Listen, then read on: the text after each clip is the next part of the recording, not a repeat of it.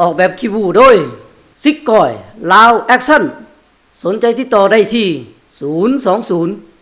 020 9144 3737 และ 020 54444 881 อย่าลืมโทรก่อนได้รับส่วนลดก่อน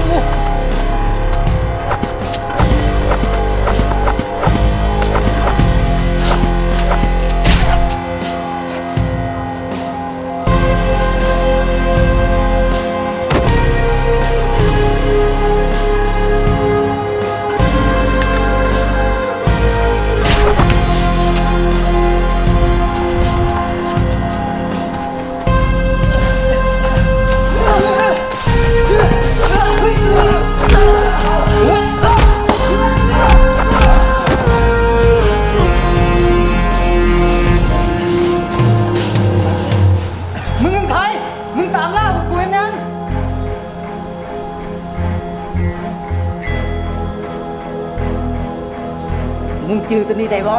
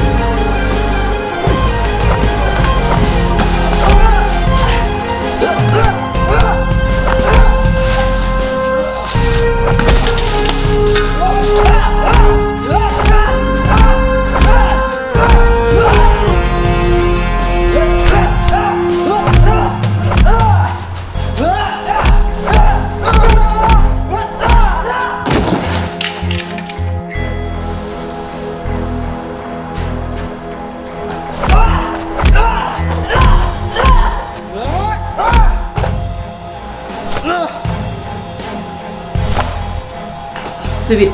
เป็นสิ่งที่บ่แน่นอนเพราะขึ้นอยู่กับบุญและบาปของแต่ละคนที่เฮ็ดมาแต่ความตายนี่ล่ะแน่นอนทุกคนต้องพบเจออย่างหลีนี้บ่พ้นอยู่ที่ว่าขณะที่มีชีวิตอยู่เฮาจะดำรงชีวิตของเฮาอย่างใดเพื่อผลประโยชน์ของตนเพื่อผลประโยชน์ของคนอื่นหรือเพื่อผลประโยชน์ของส่วนรวม